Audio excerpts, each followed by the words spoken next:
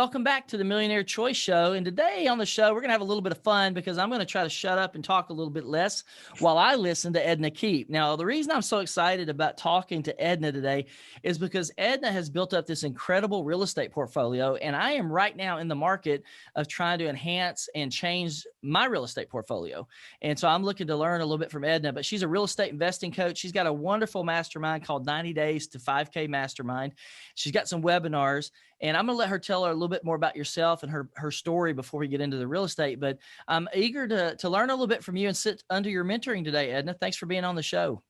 Thanks for having me, Tony. You know, just in chatting with you before the call, we're very, very much on the same page.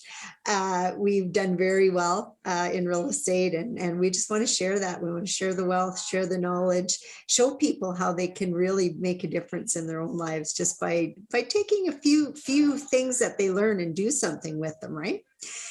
So my story, I like to kind of start, it was, Tony, I became a single mom at age 16, and my choices became a little bit limited. I couldn't go to university. My parents weren't well off. I would have had to pay for it, and it was a little tough. So I just started working and worked myself up from a receptionist to an office administrator, to a certified financial planner, which I did for 15 years, and then eventually into a multi-millionaire real estate investor.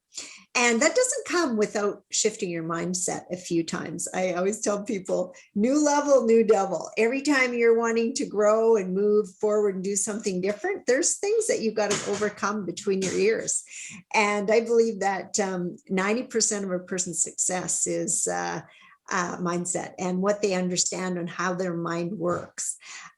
Because we talked a little bit about this too. You know, the universe is designed to give us what we want. That it's designed to give us what we want. What people don't understand is how that works. And how that works is whatever you're thinking about and talking about and focusing on, you're getting. So have a look around at your results. And you designed this life exactly as you have it today. You designed it no matter what you think. And you can design the next 15, 20 years. But if you don't like your results, or if you want to do something better, you got to change the way you think.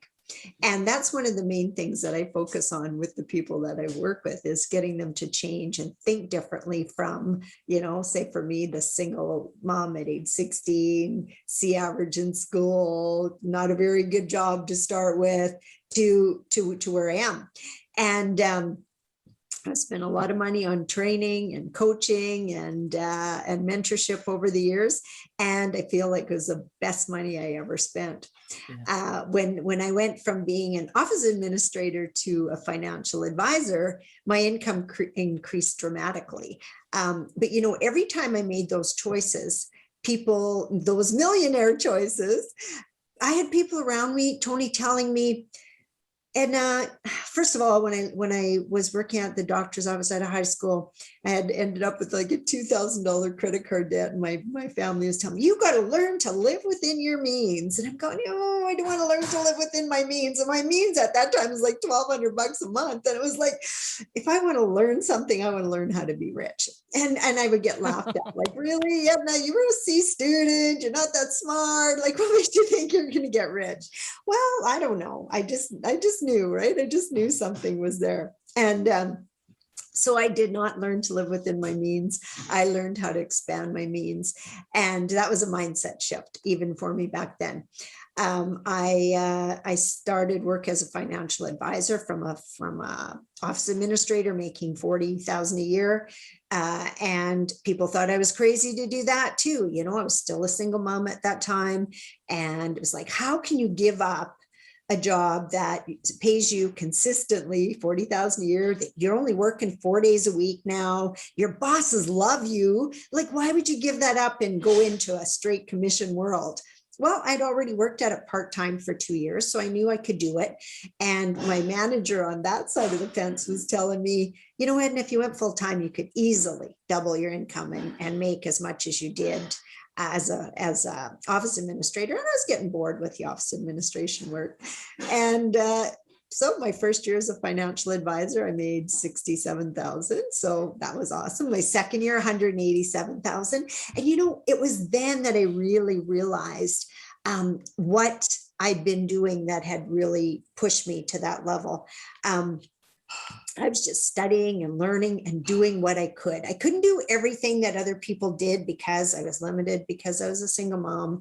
I was limited by finances, but I did what I could. And I always had a goal and a place that I was trying to go. And you know what, Tony, it was as I was working as a financial advisor that we got introduced to real estate. And, a lot of people think financial advisors understand everything about the market. We didn't. We didn't understand anything about real estate. So when I had clients actually coming in wanting to take money out of their mutual funds, I was like, are you crazy? Like, really, you want to go into an asset class that's going to pay you 3% a year? Because that's what it done in our area. And I didn't understand it at all.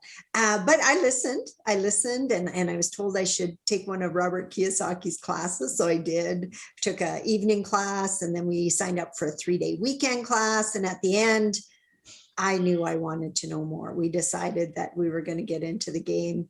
And we set a goal at that weekend retreat that we were going to own 50 doors in 5, we didn't care, 5, 10 years. Like, we just felt like that was such a big goal.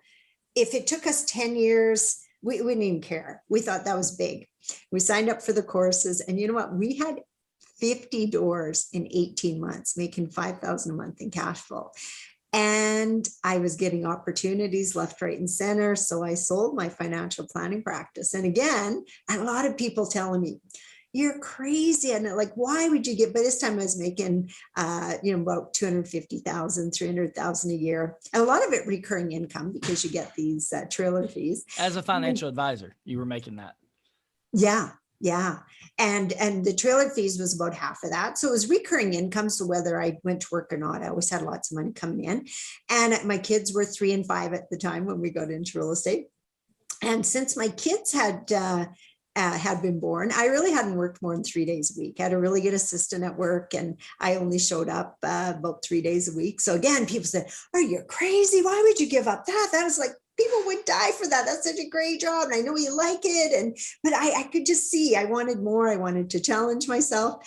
And I thought, if I can make 5,000 a month my first 18 months doing this just on a sporadic basis, what the heck else could we do? And so, yeah, I sold my practice, went into real estate full time. And now we don't own any stocks, bonds, or mutual funds. All our money's same as me. Well, I got one VC fund, but it's not a fund. It's a private investment. So I wanted to do some VC investment. So I tried my hand at that. But yeah, I liquidated everything that was in the mutual funds or stock markets. And we'll talk about that in a little bit, I'm sure. Yeah. And we love it. Like about 7 years ago, people were approaching me left, right, and center because we had did so well. And we were inducted into Robert Kiyosaki's Hall of Fame for students that had used a lot of their strategies and did so well over a short period of time. And people kept saying, well, how did you do that? How did you do that? And, for a long time, I thought, well, you know what? I really got to understand what investors were looking for when I was a financial advisor. So I knew how to talk to investors. A lot of people think it's all about return on investment, but it wasn't. It's return of principal and then return on investment. And don't speak too high in numbers because you'll scare the heck out of them. So that's what I got. So I knew how to talk to potential investors, and I had ended up with lots of people investing with us. And at first I was thinking, well, yeah, that's me. I was a financial advisor for 15 years. And yeah, you probably can't do it. Then I started to realize, I learned how to become a financial advisor. I wasn't born with it. I didn't know. My job before that was an office administrator. I learned it. And I thought, and I bet you I can teach people, because there's a whole lot of fluff in that industry. Like, to become a certified financial planner took me 3 years, taking a semester at a time. And there's so much fluff for what you really needed to know.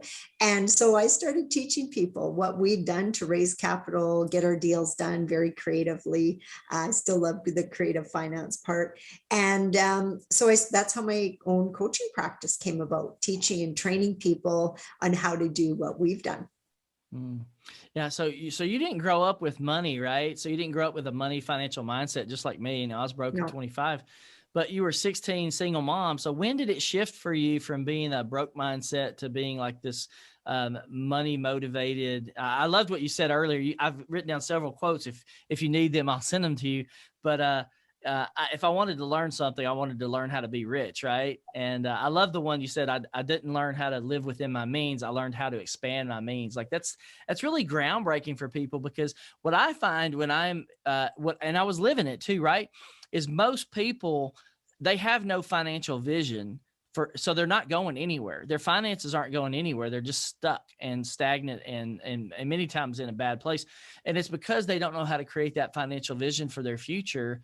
And if you want to be good with money, future millionaires, you've heard me say it, I'm saying it again, you got to take time to study money. If you want to learn about money or be good with money, you got to take time to learn and study money. It's just a process. And Edna, you did that. You went through Robert Kiyosaki stuff, totally transformed how you thought about everything, right? It did. And I still see people on YouTube and stuff teaching people how to clip coupons and live on $1 and stretch $1 and buy your groceries for $100 a week and all this stuff. And I'm thinking, man, if you spent half your time studying wealth instead of studying crap, you'd be further ahead. Like, go buy a damn book.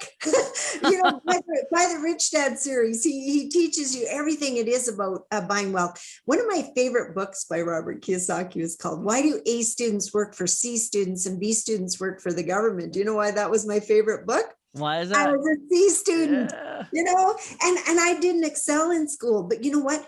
I learned by reading that book that all the stuff that was considered not an asset in high school is an asset today. We can't focus on one thing for too long. You can't do the day-to-day dreary stuff all day long. Like, you can't sit still, all that kind of stuff that they reward you for in school is not what rewards you in real life. Like, that's why A students work for C students, because they're brilliant and we need them, but they don't have the ability to build businesses and everything else. And that's just a generalization, of course, lots do. But that really woke me up to think that being a C student could actually be an asset, and that I could start treating it like an asset. And he's got many, many good books, as there's many, many out there. But it all came with mindset shifts. I got training from different coaches, and it was incremental steps. There was nothing overnight, no overnight successes. The biggest growth I had as a financial advisor was I went from 67,000 to 187, but that was because I hired an assistant who could do all the day-to-day stuff that drove me crazy, so I could go concentrate on making the sales and having the conversations with people. And before that, I was trying to do all that stuff I wasn't good at. And she freed me up to do what I was good at. And that's something that I've continued over the years is I can do lots, but it doesn't mean I'm really good at it. And it doesn't mean it's my best time spent. So really identifying my best time spent and hiring off the rest of the stuff. And every time I add an employee, my income goes up exponentially, and that's another thing that people who get stuck in their limiting beliefs can't even fathom, and lots of times we do it before we're ready. That was something else I learned through a coach I work with. She says to leverage your business, lots of times you got to be getting that employee before you think you can afford them. Yeah, I love that because, when I was in my corporate days, I always struggle with that, with the corporate mindset, because I'm such a futuristic thinker.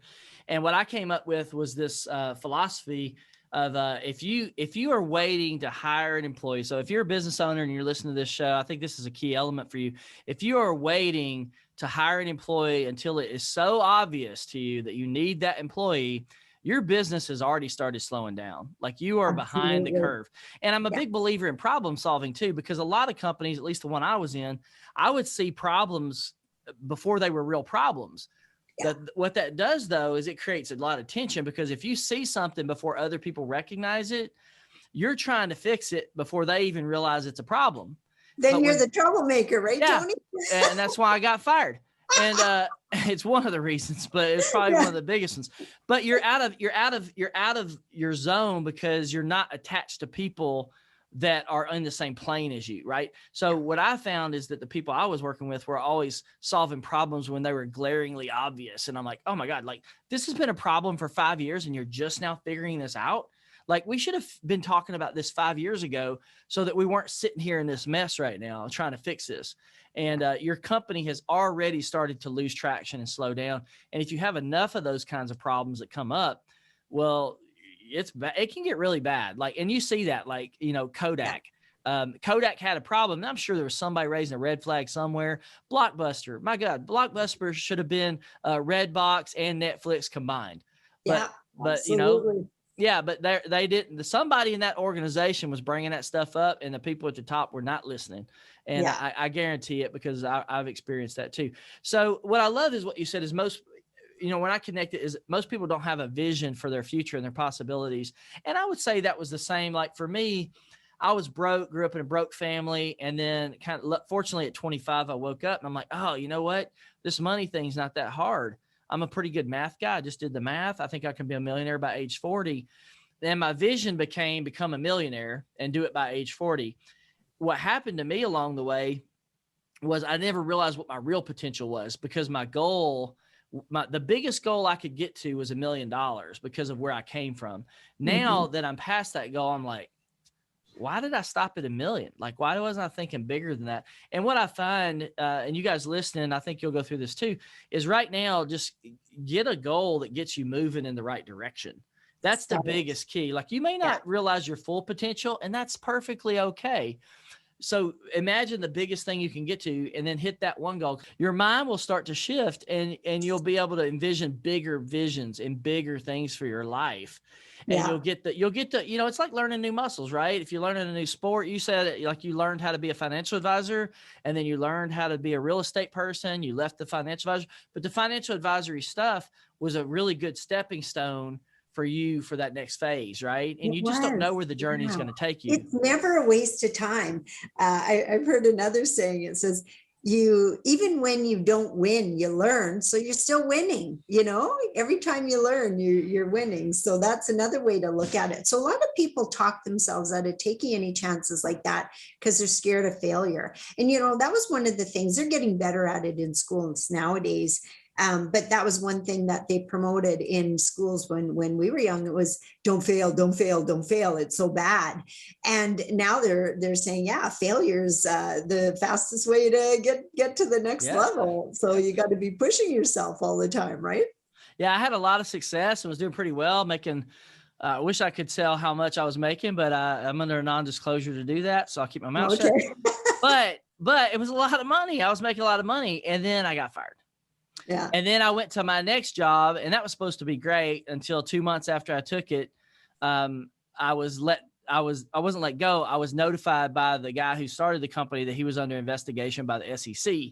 So I was 2 months into that gig, and I'm like, oh, that's great.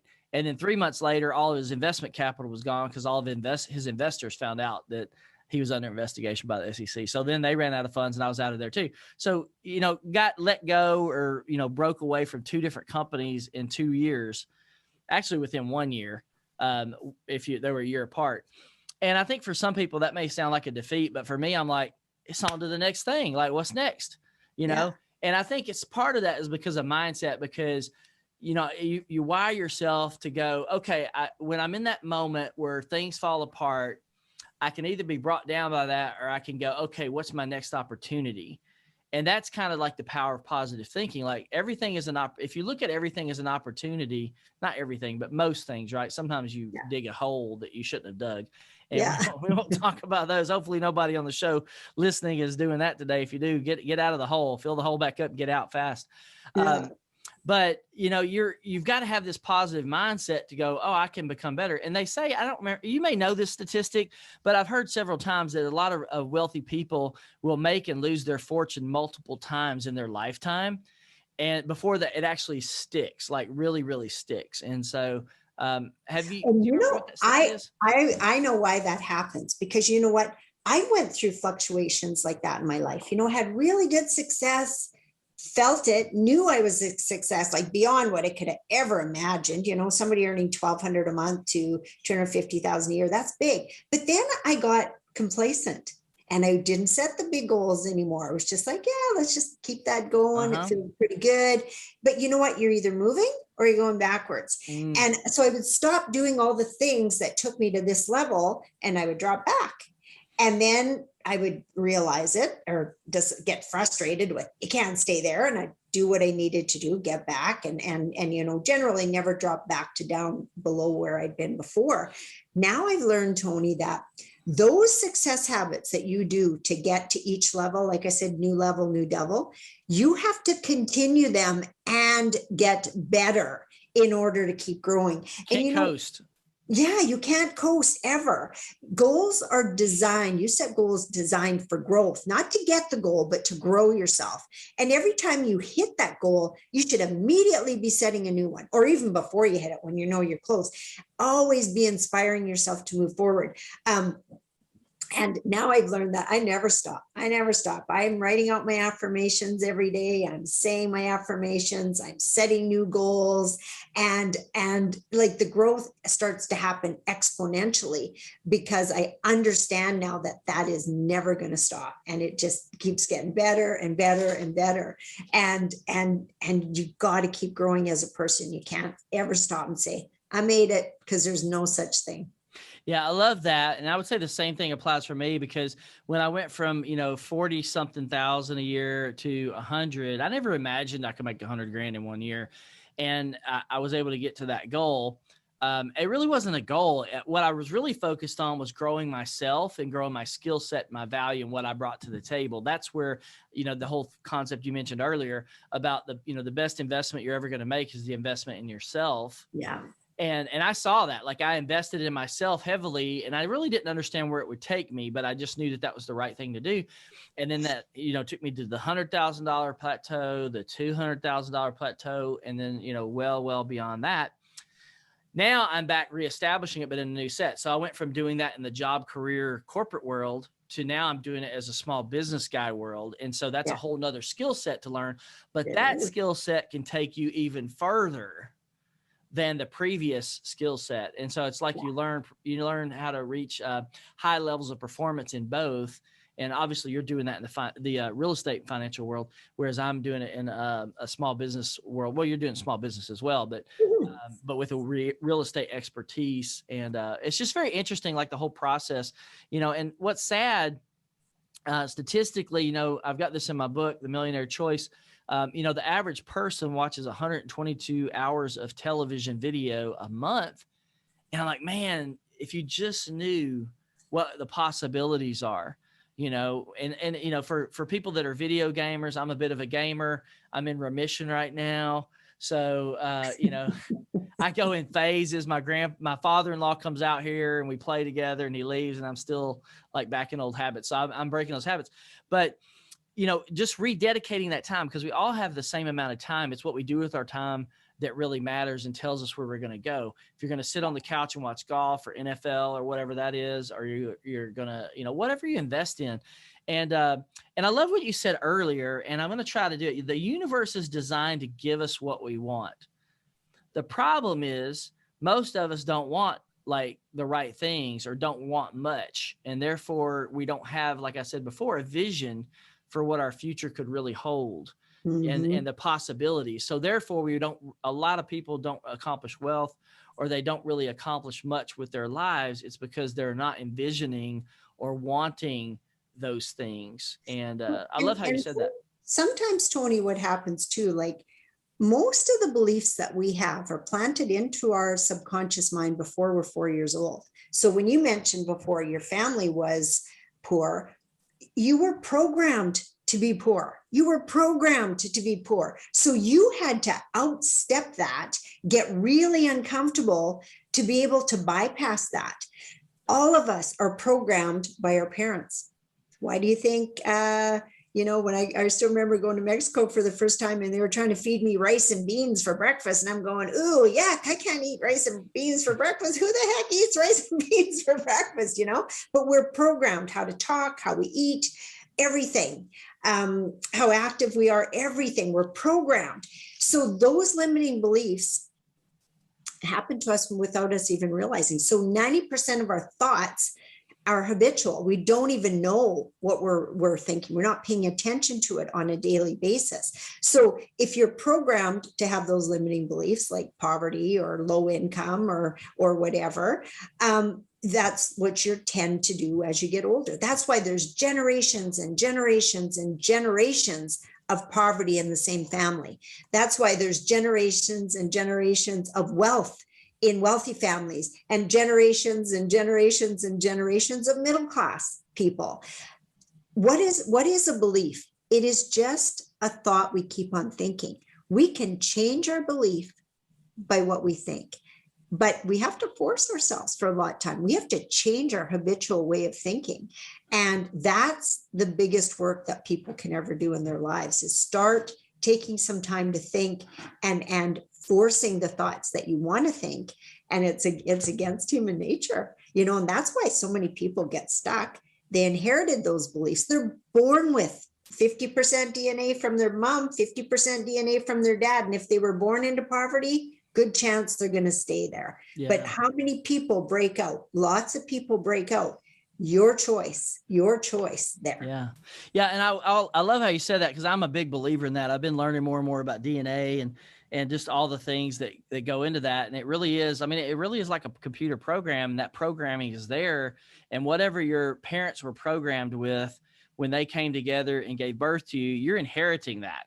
So you inherit their faults, their strengths, their weaknesses, all of their like bad things. You have a higher propensity to repeat what they've put in place. But I would go one step further than that and say, who you are, especially in that young age. You talked about programming by age 4. It's not just your parents. There are, I call them the power players or the power brokers. And there's an entire system really set up for programming people. Even when you look at the school system, there's a lot of writings that have been done on this. Is, back when Henry Ford was coming out with the Model T and all the stuff, in 1901, 1902. And he's like, we need workers. So they created a school system that produced those types of workers for the industrialized society. And that's still taking place today. Mm-hmm. You see it in the public school system. Our kids are not created to have critical thinking skills anymore. They're programmed with a certain belief system or ideology, or, and I'll have to say this, I'm just going to say it. They're programmed to be slaves. Like all of our school system is doing that. It's not programming us for free thinking. For what, and I love this. I went back and I just heard this just a little while ago, but I didn't know this, but like when the founding of our country happened, I knew we didn't have any income tax, but what I didn't realize is that the only taxes that came in were from tariffs that were put on goods of countries who wanted to do business and make money off the American people.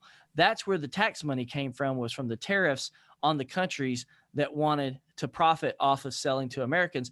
And that switched to prop up a government and to create more of a control system or a power system. And that whole system continues to evolve and has evolved, for 200 years now, over 200 years.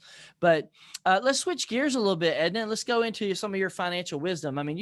You built up over, now I've got to make a correction for you, because in one place I saw 450 doors and 60 million in, revenue, or not revenue, but, properties. And then another place I saw 600 doors and 70 million. So which one is that? It sounds like something's a little out of date there. You know what? It's actually changed again too, because I think it's just like we've grown again. We just bought another 178 doors as of March 31st. So now the value is 75 million and 178 doors.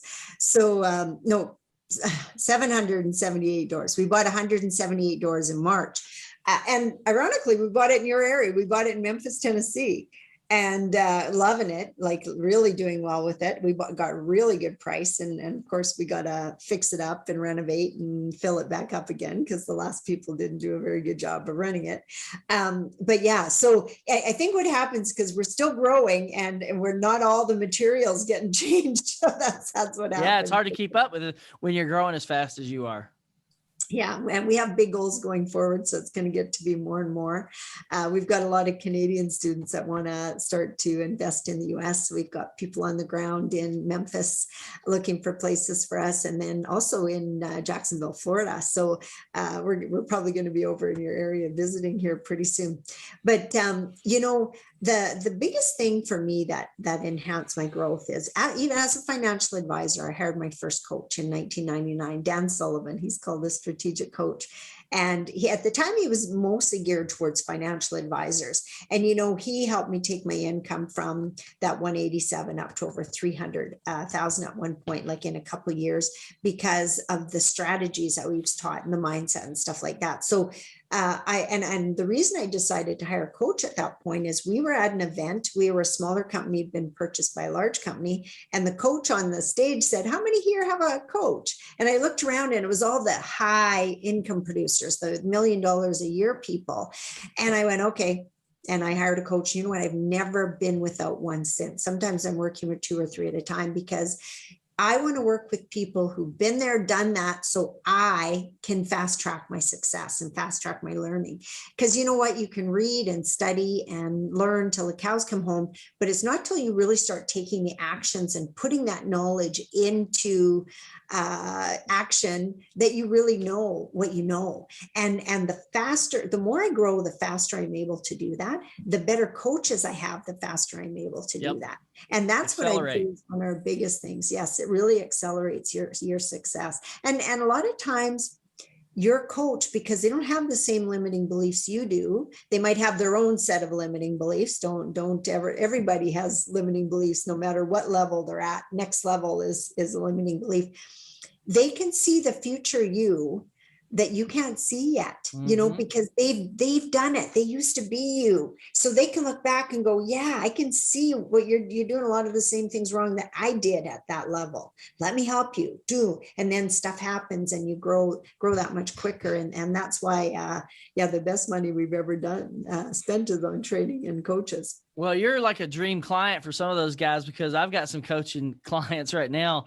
And it's like I'm trying to convince them they need certain things. And you're like the one, you're more like me. He goes, man, I know I need help getting to that next level. And it's very clear, you need the help, you need to go spend the money. But so many people don't see it because it's such a new, different way of looking at things. Like they understand, I can go buy a TV or I can go buy this. And that's just a depreciating item that doesn't have any real worth. 5 years out, it's like, it's not worth anything. I got a 55-inch plasma. I don't even know how old the thing is on my wall. And, it's not worth anything today. But if you can invest in a coach and grow yourself, I mean, that's going to return dividends. And so I'm a big proponent of buy less depreciating items, buy more appreciating items. And I think coaching is one of those appreciating items, because when you see your income go up, just like yours did, 40 to 67 to 187, I think you said within a couple of years is over 300 and something $1,000. I mean, you're getting a huge return. And I'm going to guess you're paying $500 to $1,000 a month for your coach. Yep. Yeah. Actually more than that. I think the first year I worked with that coach, it was 8,000 US, which in Canadians like 10. And then I had to travel every quarter to Toronto, Vancouver to spend a weekend. So then there was another like $4,000 worth of expenses on top of that. And that was back, my first coach I bought was in 99. And now it's routine to spend 25, 30,000 a year for me, just to be part of the best masterminds and be learning, be around like-minded people or people I want to be. Oh yeah, that's it. Yeah. It's so important. Well, and even when we started in real estate, and we would go back to the conventions after we'd owned 50 doors, and people would say, well, how the heck did you do that? And I'd say, well, what have you been doing? You took the same classes we did. How come you're not at 50 doors?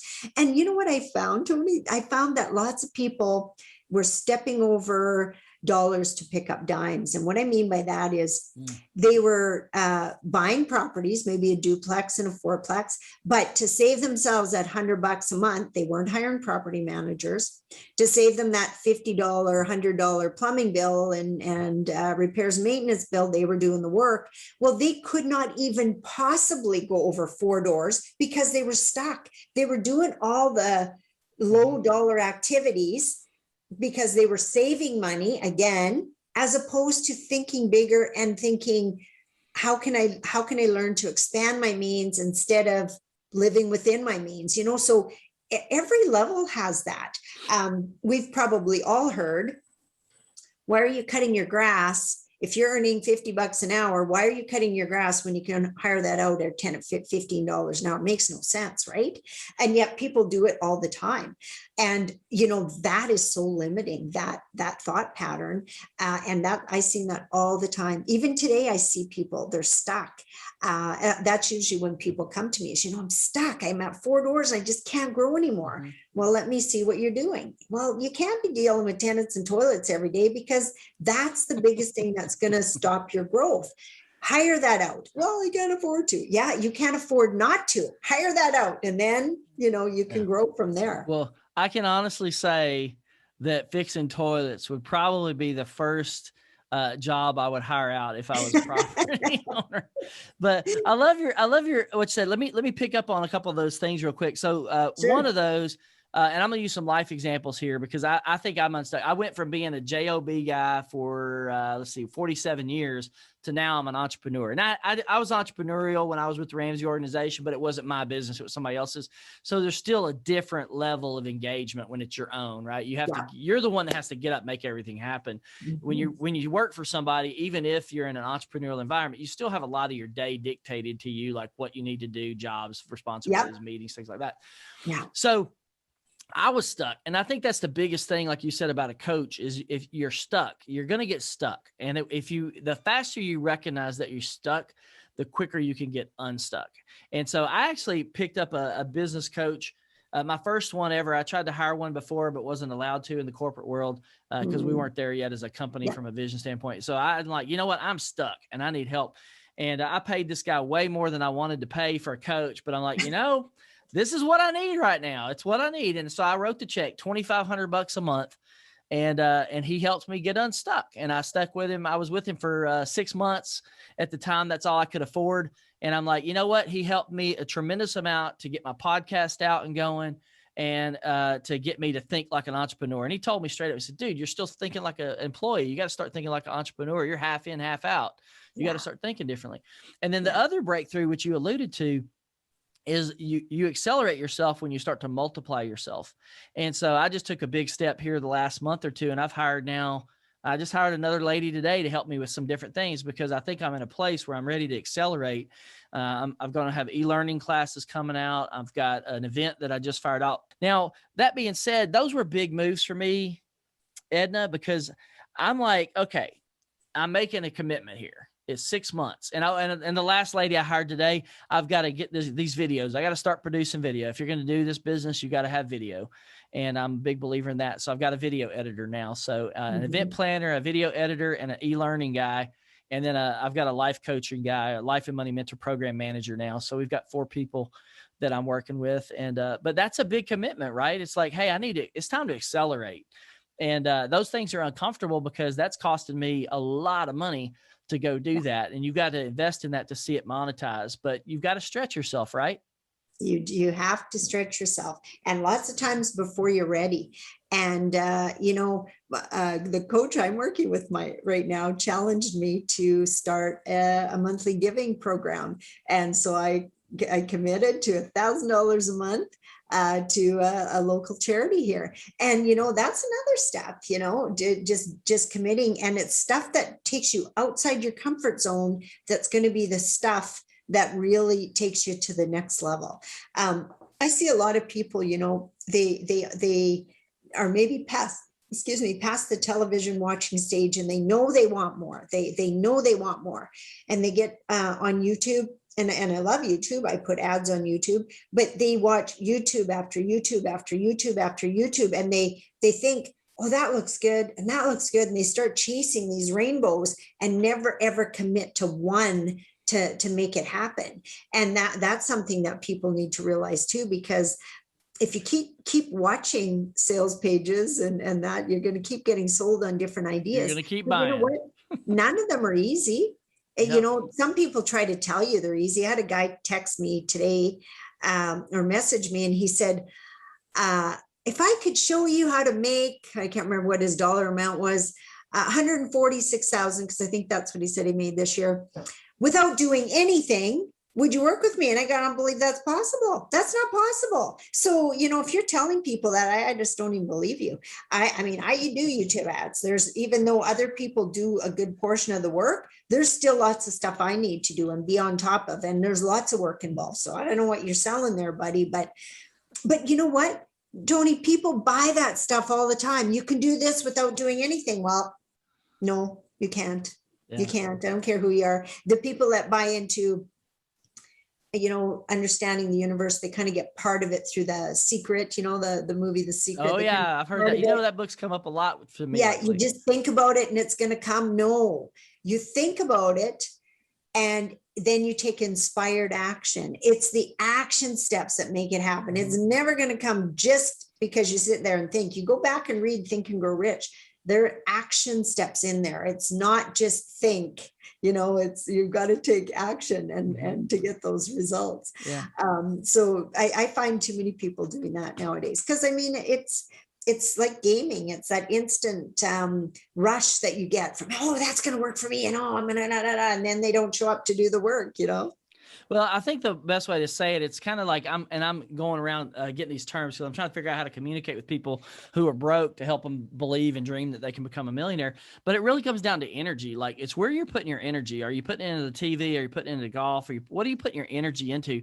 And you've got to put energy into something that's going to return for you. So like nobody had it easy to become a millionaire. They had to work at it. They had to put an enormous amount of energy into that goal.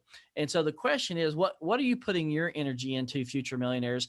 Like, where is that energy going? It should be going into a couple places that I think of that are more precious than everything. I've got 6 kids. I've got a wife now. We've been married 24 years this year in October. And I mean, I got to admit, the first 18 years, I didn't put near enough energy into my marriage.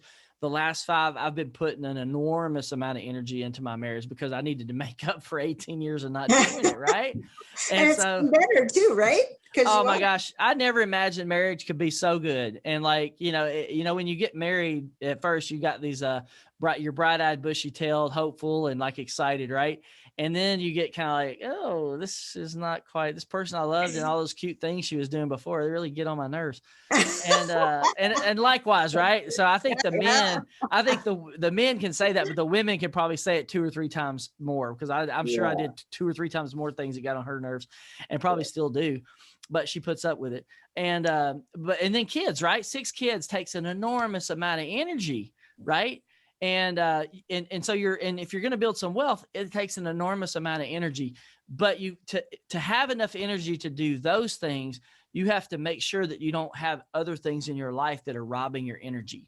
Right. And I've kind of come to learn this really in the last couple of years, probably 4 years, is that somebody is taking your energy and doing something with it to make money, like bottom line. So if you're sitting on the couch watching the NFL, you know what? ESPN and Channel 17 or Channel 2 or Channel 4 or they're taking your energy and turning it into their money. That's what they're doing. Yeah. And if you're anything you do, if you're taking energy, either somebody's taking that energy from you and turning it into money, or you're taking your own energy and turning it into your money and your wealth for your children and your wealth for future generations when you're not around. Right. And that's extremely important. And then, passing those things on. So I think it's the first time I've ever said that on the show, but I'm a big advocate of that now because I've turned a corner for me and go, okay, I'm a millionaire. How do I help make all my kids millionaires, right? They're not going to just do it on their own. I got to make sure I transfer the principles, and my kids know not to go into debt. We're not debt people. Now, I'm a no debt guy that builds wealth, but I'm not against people using debt to build wealth. And I know you're using debt to build wealth, Robert Kiyosaki's plan. So, and I got to be honest with you, I'll be truthful, a way to say this. When you stack up the no debt wealth people with the debt wealth people, you're going to find that the people who use debt to build wealth, I believe, have built a lot more wealth than no debt help. Yeah, debt people. The people that were successful, because there are people that get burned. They get in over their heads and they do lose it. And that's not a reason not to do it. It's just you got to understand the risks and stuff. But hey, Edna, let's do one more thing before we wrap up today. Like, give us your best piece of financial advice for real estate. Like, if somebody was wanting to get started and get going, what do you want them to do? You've got a class, you've got a webinar. What are you going to share with them? I have a free masterclass that I'm going to offer your listeners, and it'll be in the show notes, but it's called 90 Days to 5K. And the premise there is that, and it's kind of our story of how we got to where we did initially and how I've been able to help my students do the same thing. So the premise there is 90 days to 5K, 5,000 a month in cash flow is what I mean there, not a 5,000 at one time. And I feel like for a lot of people that financial freedom that 5,000 a month would give you can really help push you to the next level. And what we talk about a lot is the mindset shifts that it takes to go from thinking small to thinking bigger. I'm a big believer in multifamily properties. Like I said, we just bought 178 units in Memphis, Tennessee, and collecting rent from those units, and having your tenants pay down your mortgages and all that kind of stuff. So multifamily, my belief, is the fastest, safest way to become a millionaire and to build up that cash flow and that cash freedom. There's still work involved. It is for anybody, but my free masterclass will kind of give people an idea if it's something they want to pursue. If they do want to pursue it, I invite them to reach out and book a strategy call with us, me and my team, and then we can talk them through how we actually do that with people. Most of my students are hitting that goal between 6 and 18 months of starting the program, because it can happen very quickly with the right direction and the right mindset, which is what we focus on. And here's my website behind my head, ednakeep.com. It's a great place to find me.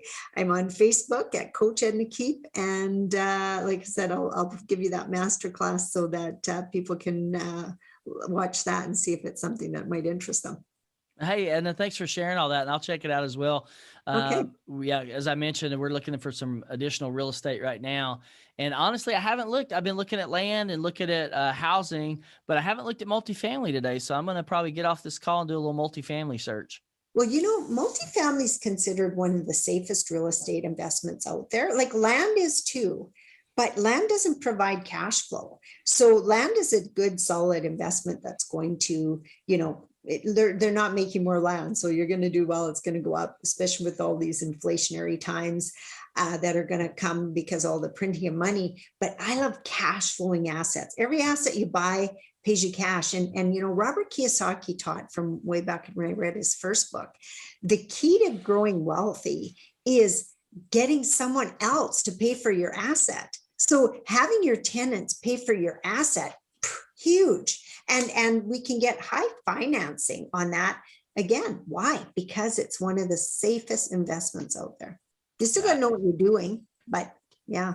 Yeah, I agree with that. And that's one thing I haven't looked at, but I'll follow up with you. And I really appreciate your time today. Thanks for being on the show. Thank you so much for having me. It was my pleasure. The Millionaire Choice Show shares the opinions and experiences of people and should not be considered financial advice. Before making your own financial choices, please seek out a registered financial advisor or certified financial planner.